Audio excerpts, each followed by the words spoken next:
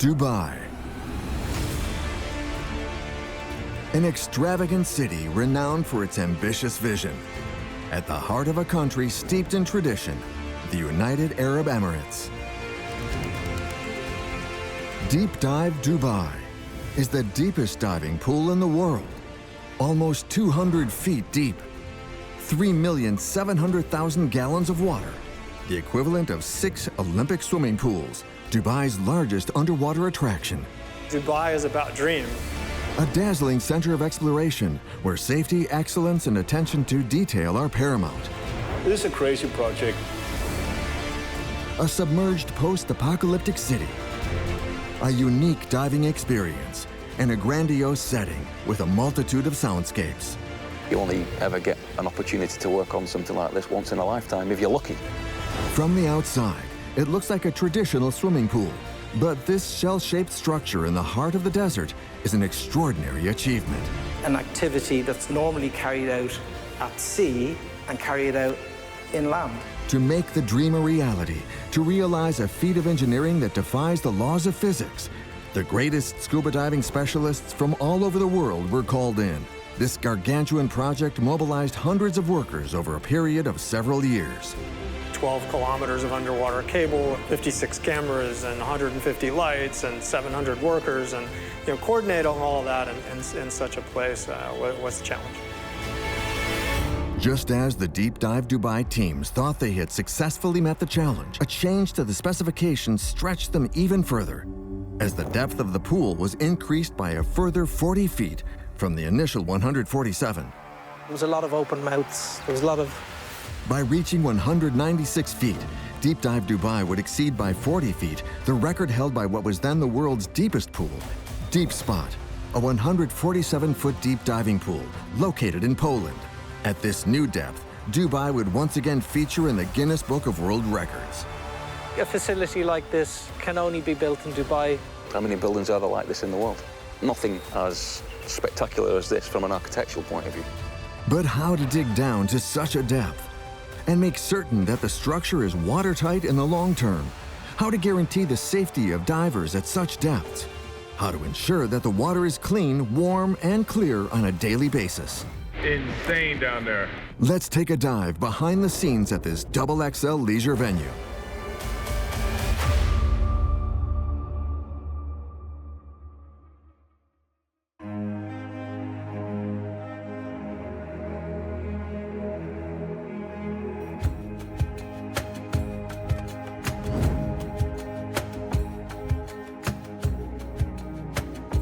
Deep Dive Dubai is a crazy project, and it's actually an idea that is based on the fact that before oil was found in the region, pearl diving was the basis of the economy.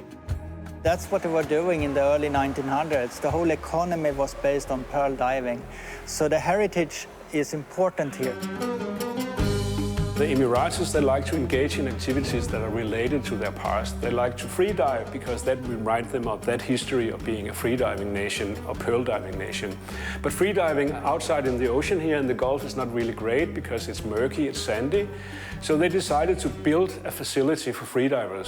Faithful to their traditions, the authorities at Dubai wanted to put diving center stage by building a structure dedicated to it.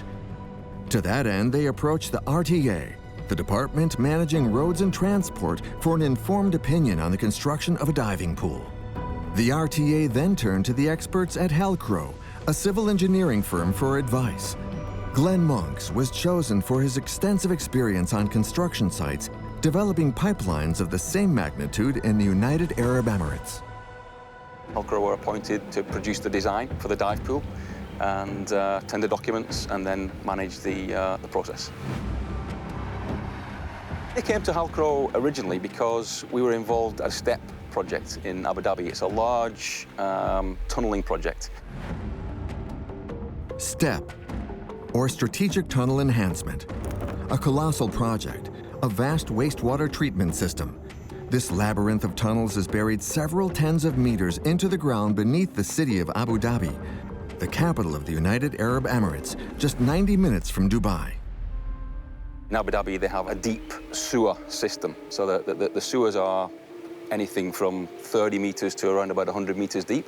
And right at the end, before the treatment plant, there's a very deep pump station, 110 meters deep, I think it is. So obviously, there were very significant technical challenges around designing that shaft for the pump station. Obviously, RTA knew that Halcro were heavily involved in that, and they asked us to bid for this project. Very similar in terms of, a large shaft, 40 meters deep, 10 meters diameter. So there was, a lot of similarities in terms of the shaft construction, and I think that's why RTA were keen to get Halcro involved. To mount their bid for what was then called the Pearl Diving Project, Halcro enlisted the services of Pascal & Watson, the architectural firm that worked on the Louvre Museum in Abu Dhabi, designed by the architect Jean Nouvel. Damien Fitzgerald, architect and partner at Pascal & Watson until 2019, has followed the site from its conception.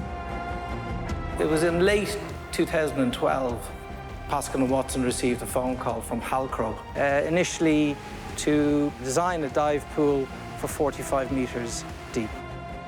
We developed a relationship with Halcro, and we became their architect and lead design for interiors and what we see here today.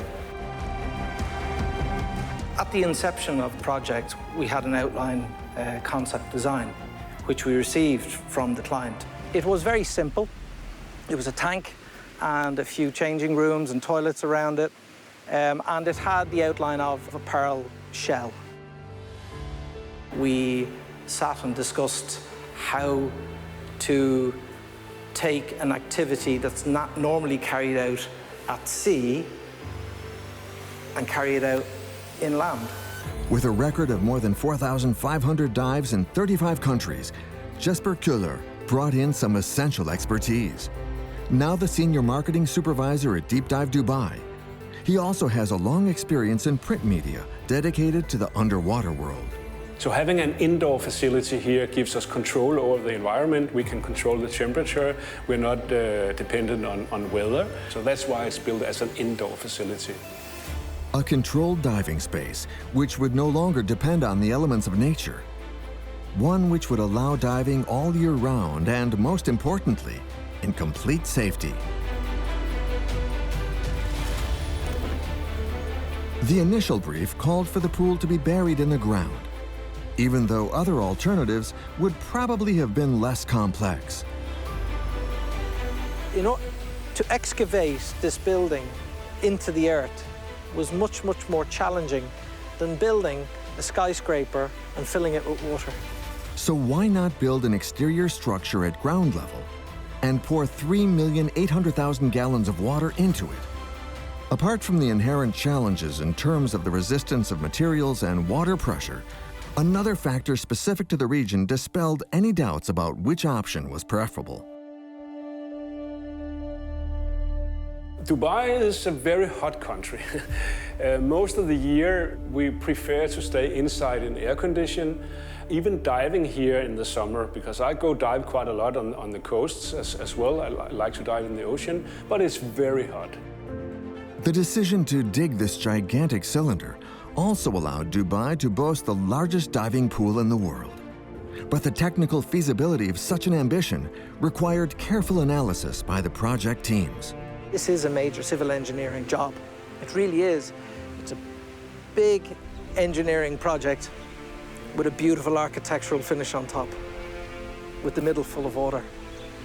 That's what the facility is.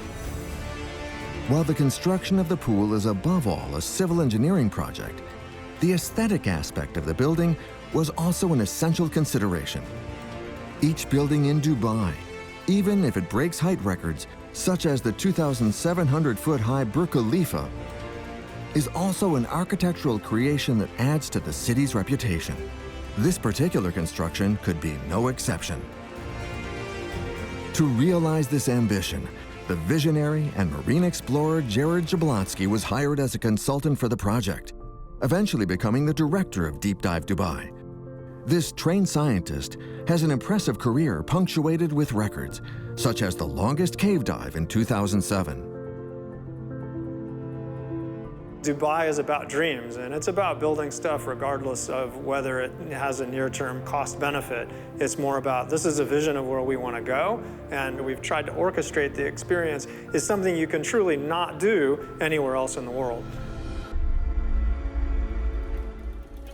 We retained the initial idea that the client proposed, which was the pearl itself. We kept that as our primary starting point and developed from there. If you look at it from above, from space, you can actually see it from space. You will see that it looks like a seashell. When you look at the building, there's no pipes or air conditioning units on the roof. It's a complete clean shell, and it sits just nicely tucked into the landscape. And around it, we have a body of water which replicates the top of the shell, as if the shell is open. The circulation around the pool for the arrivals, you know, they get to see everything before they get up onto the pool deck above. Then when they arrive onto the pool deck above, they're in the heart of the shell, in the heart of the pearl itself. So when you arrive in the middle, you've got a great big acrylic window, 15 meters wide, that opens up and you can see right into the pool. So it creates that whole wow factor when you arrive. Dubai was never going to settle for a simple diving pit. The client expected bold and innovative proposals from the architectural firm. The challenge was to develop a unique concept that would get people talking about Deep Dive Dubai, not only for its world depth record, but also for its design. During the course of the design stage, we had a series of various different options which were tabled to the client. We were encouraged to explore, propose, design, and deliver something special. We had a number of interior design proposals for the project, and then a decision was made to actually, let's go big on this. Let's do something special. The facility is special, so let's surround it with a special interior and fit out. The man who was approached to make it all possible is a true explorer, with over 30 years of diving experience.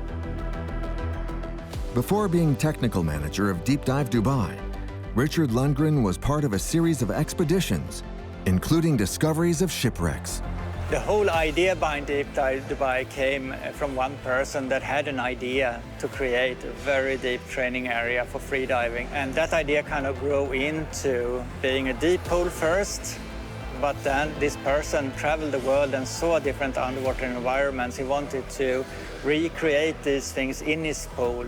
In the beginning, he wanted to have like a shipwreck experience, but that became kind of common because he wanted to see something that has never been seen. We had 3 proposals, I recall. We had a space proposal, you know, the moon and planets and orbits and various different elements of that nature. We had an organic one, which was seaweed and, you know, marine life, animals, plants. The theme that was chosen was a sunken city. A little bit like Atlantis, but not quite Atlantis. Like a New York streetscape that just dropped. And then when you dive in, you see all sorts of normal day things, such as somebody's apartment, a fridge with a milk bottle inside, a library, cars, motorbikes, all sorts of different normal day things just to make that exciting, you know, exploration into, you know, a sunken world and create that excitement. And we were told, yalla, build, get on with it.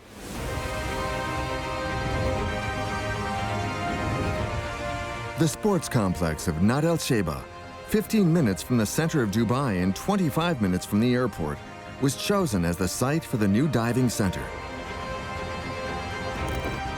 The first stage of this ambitious project was to excavate a cavity for a concrete cylinder 65 feet in diameter and 147 feet deep. The idea for the 197-foot deep well had not yet been evoked. Basically, you need to create like a big tunnel, but not horizontal, it needs to go vertical. You start with an excavation of let's say, 5 meters deep. So the first 5 meters you just excavate from the surface, and then you build a guide wall around the circumference of the pool, around about 1 meter wide, and then they bring in what they call a hydro mill. So this is basically a large machine that excavates soil vertically. So it's got some large cutting heads on the bottom of the hydro mill, and you basically excavate a slot, let's say 2 meters wide by 1 meter deep, and all the way down. And so you do that in chunks all the way around until you fill the whole circumference, basically. So you excavate, put in bentonite to stabilize the excavation, because otherwise it could just collapse. You put in your reinforcement cage, and then you fill it up with concrete. So the weight of the concrete displaces the bentonite, and then you go around the circle until you completely have the circle. I think that took, I don't know, maybe 2 or 3 months to actually build the diaphragm wall. And then you put an excavator inside the circle and excavate all the way down to the bottom. Once we dug down, it was incredible how hard the rock is beneath this particular facility. It is very, very hard rock. Everybody thinks it might be sand, but it's actually very, very hard rock. Obviously, the first kind of maybe 10 meters or so was relatively easy, but the deeper you go down, the harder the rock becomes, and the more difficult it is to excavate. So, the progress starts to slow down a little bit. To excavate down, that was another 3 to 6 months. It was quite a long time. It wasn't just the presence of dense rock that posed significant challenges during this first stage. Hidden below the ground, complicating the task yet further, is another element, one not usually associated with the desert: water.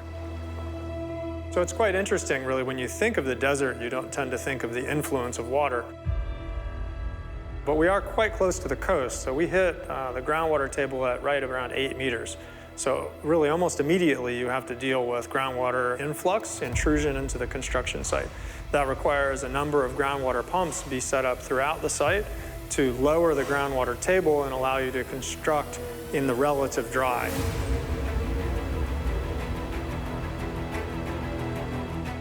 You need to lower the water level, the groundwater level, all the way around. The diaphragm wall is not waterproof, yeah? So if you didn't lower the water table, you'd get water coming into the excavation and it would be very difficult to handle. So we lowered the water table all the way down to around about the base of the pool so that it would be dry as we excavate all the way down. One of the challenges at the end of the day when we'd excavated to the bottom was to make sure that when you release, when you turn off the dewatering system, that the walls aren't leaking. There are joints between these panels, and you have to make sure that are sealed and fully waterproof. Obviously, the pole needs to be watertight, so water can't leak out from the pole and water can't leak into the pole. If that seal would leak, you can lose water from the pole that goes out into the surrounding ground. That would not be good, because then you can weaken the area surrounding it and create sinkholes and so on. So that would not be so good. But you can also lose water in the pole, so you have to refill it all the time. There was big challenges in achieving this, and I know that there was lots of rework by the contractor in order to get it right, but they got it right at the end of the day. As this difficult stage was nearing its end, the initial request was modified. The client decided that the well needed to be deeper. We achieved 45 meters at the time when we got to the base, and the decision was made by the client to push it again to 60 meters. There was a lot of open mouths. There was a lot of... all the engineers began to worry. It was a big challenge. A diving pool of the same depth had just opened in Poland. To beat the record meant yet more digging to reach the depth of 197 feet deep. It was a real challenge that nobody had anticipated, one that required ingenuity. That created all sorts of engineering challenges for Halcro. Well, obviously, when you first kind of hear it, it's worrying. You kind of think, oh, they want us to, and we found out about it mid-construction. Had we been told about this before we started, not a problem. You just redo the design, and you start again. But we found this out, I think we were almost to the bottom of the hole, actually. So, yeah, it was a surprise, bit of a worry. There were, I suppose, a few sleepless nights trying to work out how we did that safely and, you know, and economically. The most stressful aspect at this stage was deciding how to satisfy the client without endangering the teams working on the project and without weakening the construction that had already been built. When we designed the original shaft, we have factors of safety. It's not right on the edge, so there was some flexibility to allow us to go the extra 10 meters, and it wasn't a major problem for us. The diaphragm wall was 10 meters below the original base anyway. So we can excavate down to the extra 10 meters. But then they wanted us to go another 10 meters. So then we're kind of 10 meters below the base of our diaphragm wall, yeah? So you're excavating and then putting in reinforcement, spraying with concrete, going a little bit further and you know, continuing that process meter by meter until you get down to the extra 10 meters below your original diaphragm wall construction. This last stage of the operation required extending the excavation by a further 16 feet. But lengthening the concrete tube raised new challenges, particularly in the case of the ceiling. A connection needed to be made between what had already been built and the new part to be added. The deeper you go, the higher pressure of the water in the surrounding environment, and you have essentially only ambient or surface pressure inside the dry space, and a little bit more, but not a lot more, whereas you have significant pressure all the way down at 60 meters of depth. And then all the forces, you know, the Earth's trying to push that building out of the Earth, because that's naturally what happens. To anchor that building into the Earth is such a challenge for the engineers. All that water pressure is coming up on the base, and it's trying to lift the shaft out of the ground. So you have to make sure that you've got enough weight and enough resistance to flotation to make sure that that doesn't happen. For the 50-meter depth, we were fine. We didn't really need to do much else. You have a large building on top of it, so you know it wasn't a concern for us. But the extra 10 meters, we actually had to kind of under-ream. So we excavated out into the ground and had like an under-ream that provided a little bit of extra resistance to uplift, so that we could add the extra 10-meter depth. This last-minute modification could have jeopardized the outcome of the project at any moment. The operation was all the more delicate as it had to be carried out when construction of the main building at ground level had already begun. Not only did this complicate access to the work area, it meant care had to be taken not to damage the structure underway. In total, 45,000 tons of earth were excavated before workers reached the end of this crucial stage, allowing them to focus on the rest of the project, construction of the exterior. The structure is a cast in situ concrete structure and steel introduced at high level to create the roof. Quite a simple structure, actually, traditional structure, if you like. The facade is, on the external envelope, is predominantly stone. There's some beautiful granite stone from Venezuela to the sides and the rear of the building. And obviously we've got the lovely sloped glass elevation, which opens up out onto the pool and the openable section of the pearl itself. For the curve of the roof to faithfully reproduce the curved shape of a shell, while meeting requirements with regard both to stability and aesthetics, each component had to be shaped in a non-standard way. Both the tiles and the supporting metal structures are a work of craftsmanship. It's quite unique in sort of a standard job where you have a beam that runs from A to B and it's level, you know what I mean, to build a flat roof. This particular roof, in order to achieve the shape of the shell, the structural beams underneath had to mimic that curvature. So every single beam that supports that roof is unique. Because there's so much movement on the roof, we've covered the roof in small triangles, but they're all jointed very, very closely together with enough movement for the thermal movement for the sun during the day and during the summers here. That's how we've achieved that lovely, clean, smooth, curved roof. And that was quite a challenge.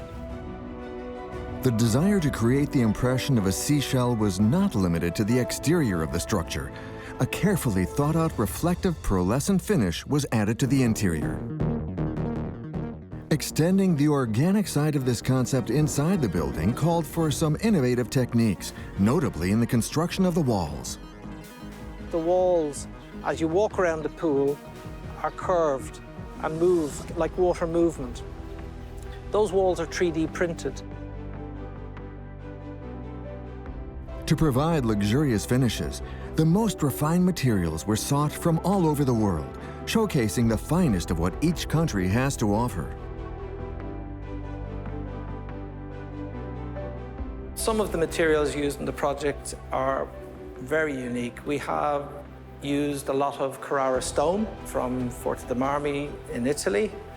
The Carrara is used on the pool deck, and it is also used on some of the stairs within the facility.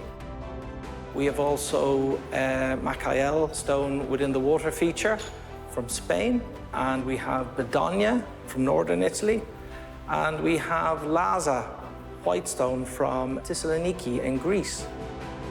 So a lot of the stones have been selected specifically for the project from various different parts of the world.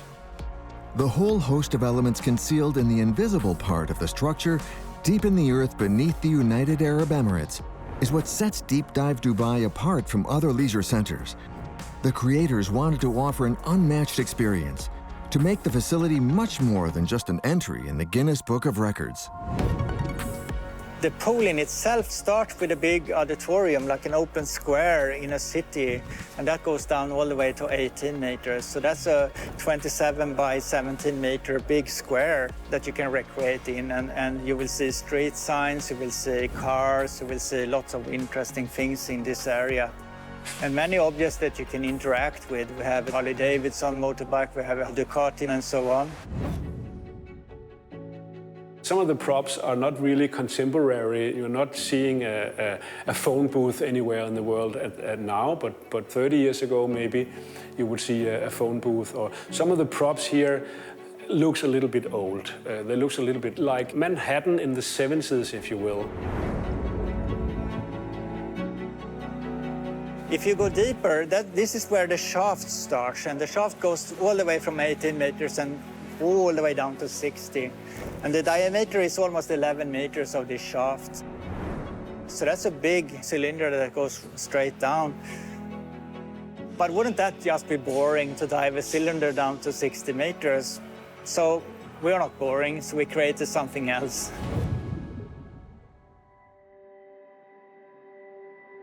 On 20 meters, we have an underwater habitat where divers can go inside and surface, so they can remove their breathing apparatus and talk.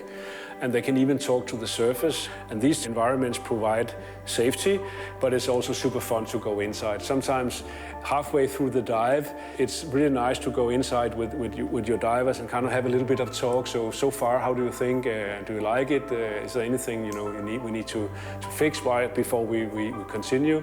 So it's just a luxury that we have these environments. When you come down to 27 meters, you have two openings in this cylinder that allows you to swim out into what we call a donut. It goes around the shaft like this, and it's actually 360 meters if you swim like this. So it's a big area that you can actually swim in.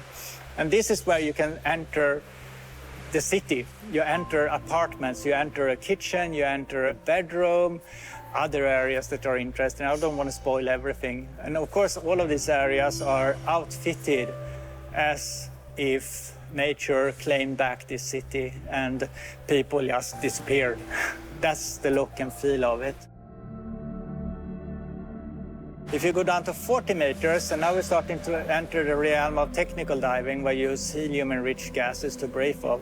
You have the similar thing. It opens up into a big donut, and this is where you can find the man cave or female cave, you name it, the arcade room, the garage with the cars and motorbikes and other items. And then, of course, you can drop further down into 60 meters, and that's you will find a surprise that I will not reveal, because you have to dive down there as a diver to actually see what it is. Almost 200 feet. Not a random figure, but one specified by international diving certifications. This is the official level for recreational divers, the designated limit of deep air diving, the invisible threshold beyond which training is required. But to be able to offer this experience, reserved for a small percentage of visitors, hundreds of professionals had to be mobilized, experts in a wide range of disciplines. The extension obviously slowed down the work. The need to fill the pool started to become a pressing matter, given the immense pressure on the cylinder at this depth from the surrounding water. It was a constant challenge for the whole duration of the work. With, let's say, a pump station, as they have in Abu Dhabi, most of the shaft is permanently empty. Yeah, so you've got forces from the outside trying to push the shaft in. The pressure for intrusion of water is quite significant. Really what you want to do ultimately is get the facility filled as quickly as you can, because then you create pressure inside that's equal or greater to the pressure outside. With the dive pool, you've got water inside it, so the forces kind of equalize. The water that's in the pool actually helps to stabilize the structure. Filling the pool initially lifted fears about the pressure on the walls. On the other hand, it brought new challenges, for which the teams were not always prepared. When we started filling, it was mostly enthusiasm, of course, but then there's this low-level kind of anxiety. You know, did we think of everything, or the things that we didn't think of, are they going to cause big problems? What's going to happen when the pool is filled? So the water is creeping up and you're holding your breath and hope for the best. 14,000 cubic meters. That's 3,700,000 gallons required to fill this gigantic swimming pool. The equivalent of 100,000 baths, another challenge that demanded creative thinking.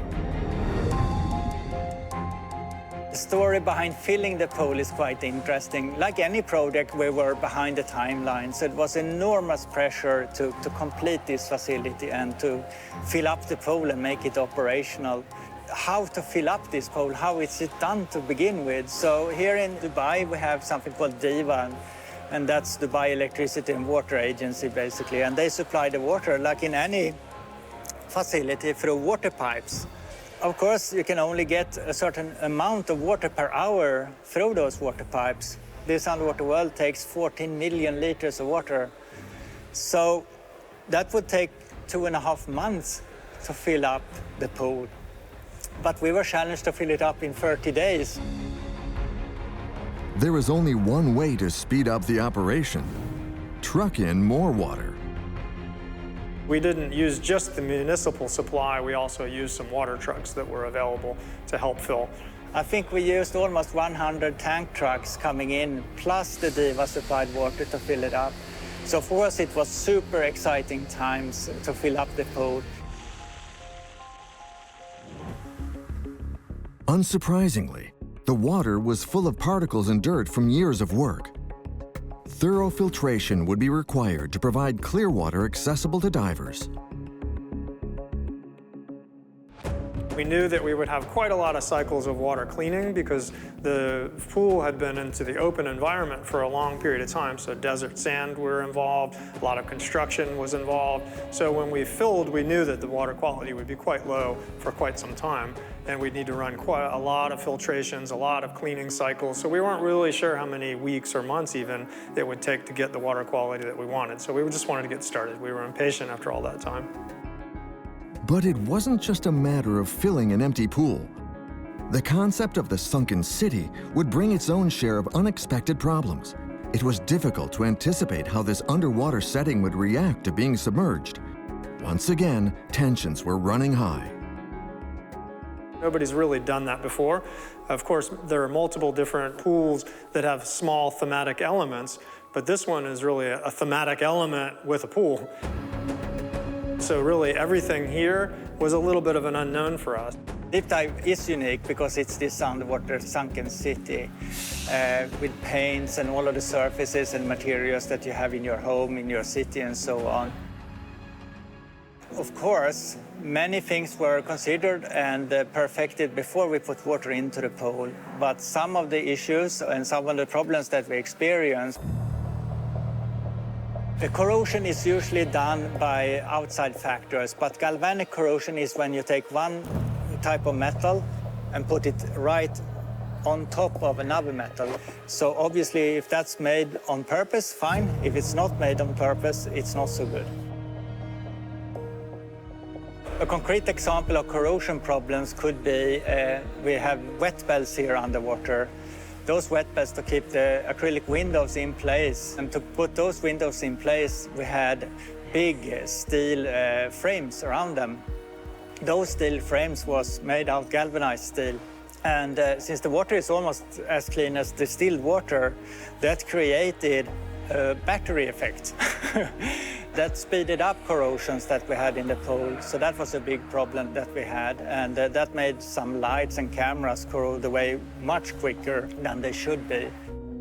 And until we figured out that was caused by these frames, yeah, we lost a lot of time there also. But then we fixed that, we removed them and fixed them with normal stainless steel frames, and now the problem is gone. Some accessories also suffered corrosion problems. This motorbike, for example, which was starting to rust, had to be brought back to the surface. To prevent the problem from reoccurring, certain elements have been replaced by reproductions made from less corrosive materials. But rusting wasn't the only problem. Another oversight came to light, which was the tendency of certain objects to float once submerged beneath water.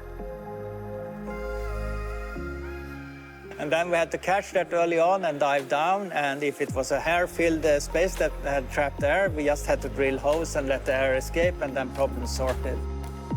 So many of the things we have underwater are specially prepared for being used underwater. If we take the pool, the billiards table and the pool balls and so on, we choose those ones that are made out of material that actually sinks. But again, when we go shopping for these things, sometimes we buy and then we find out that they float. Then we had to adjust them. Then we can drill a hole, put lead in it or something else that's heavy, and then seal them and make them look like the real thing, and then they work. Likewise, the paint used for the graffiti and tags on the walls soon began to deteriorate. This led to another problem, as impurities began to seep into the water. We have been forced to do a lot of house cleaning underwater also. You know how your home looks after 2-3 weeks without vacuuming? Just imagine the amount of vacuuming we had to do in this pool when the paint started to flake off. So problems like that, many of them.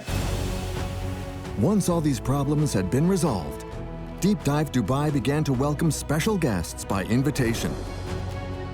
Although the official launch was scheduled for July 2021, some were able to enjoy a sneak preview of this top-secret project.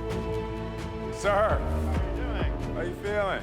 I'm great. How about yourself? Man, all this lovely. Yes, sir. Can you hear me okay? Well, 1, 2, 1, 2. Will Smith helped us a lot in the beginning because he actually launched Deep Dive Dubai. He did the first social media video for us. A friend of mine told me I had to check out this pool.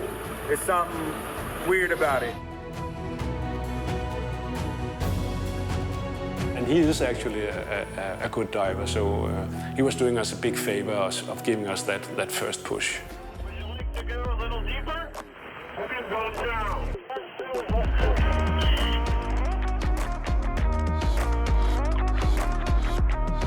Insane down there. The particularity of Deep Dive Dubai is also the wealth of equipment on offer, particularly in terms of sound and lighting. 160 state-of-the-art spotlights, operational at depths of up to 1,300 feet, illuminate every corner of the pool and provide visibility even at night. 27 loudspeakers pumping out the sound of whale cries and all kinds of music create a wide range of ambiances, and divers can hear the communication system as clearly as if they were out of the water. Obviously, the divers can't talk back, so I can say a lot of fun things and they can't come back at me. Another thing that we have is cameras, 56 of them. And we use the cameras to be able to survey, to see that you're doing all right. No, but to make sure that you're safe. So if you would have a problem in one area, the rescue diver will be able to locate the problem and assist you very quickly. And that's what the cameras are for. standpoint, we like to believe that we are the safest diving destination in the world. We have a lot of layers of safety. Nobody's diving alone here. They're always diving with an instructor. We have safety divers on the pool deck. We have safety supervisors making sure that everything is running smoothly. We have a decompression chamber. So even in the very unlikely event that someone will suffer from decompression sickness after a dive here, we can treat them directly in our own chamber. We've really tried to pick high-quality staff and then run them through regular training and retraining to ensure that they stay on par with the experience that we want to provide and the safety we want to offer.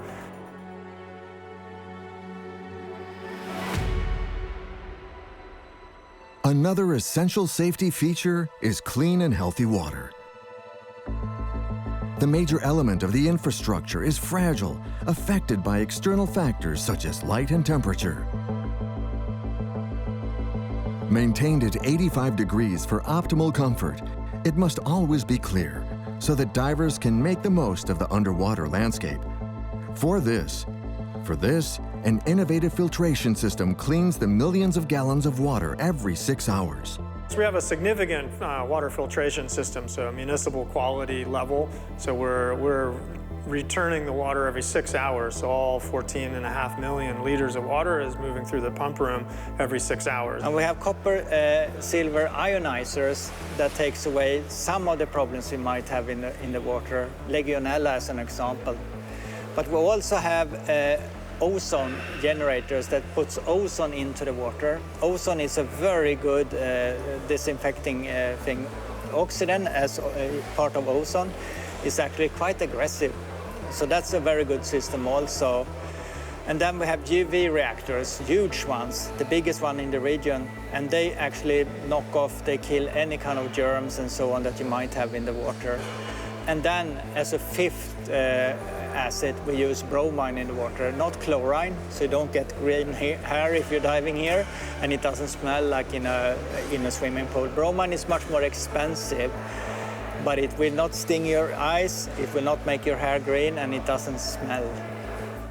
This place of leisure now welcomes both beginners venturing into their first dive, as well as seasoned experts. And it is intended to be enjoyed by non-divers too. We have, beginners that just want to have an experience, and even snorkelers that stays in the surface. Then we have the scuba divers that brings cylinders of compressed gas to breathe, and those also falls in different categories. We have the discover divers that has never dived before. We basically show them, so they get a little bit scared, especially when they put their head underwater the first time and they see this 60-meter abyss under them. I've been very fortunate to do an amazing number of dives, everything from discovering sacrificial altars to exploring remote cave systems to finding rams and treasures and all kinds of amazing stuff. So I never imagined I could enjoy a dive in a pool, and I really do, honestly and genuinely. I do enjoy diving here. It's still quite a very cool experience even after all of these dives. But Deep Dive Dubai is more than a diving experience for individuals. And like the city of Dubai itself, the future possibilities are endless.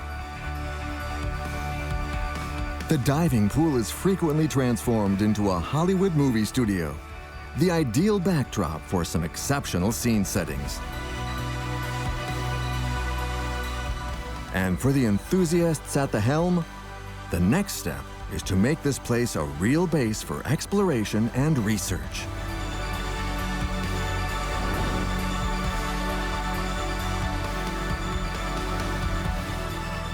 We want to use Deep Dive Dubai as a platform for exploring that even further, so we can go out in the real environment and explore and protect the environment as well. The next thing on the roadmap is to make Deep Dive Dubai a global concept, to expand outside this world, to go and explore areas in the world under the banner of Deep Dive Dubai, to make discoveries under the name of Deep Dive Dubai, to do science under the name of Deep Dive Dubai. We're just getting started. We've started a number of these initiatives, from technological in nature to research in nature. So really, I think we're at the beginning.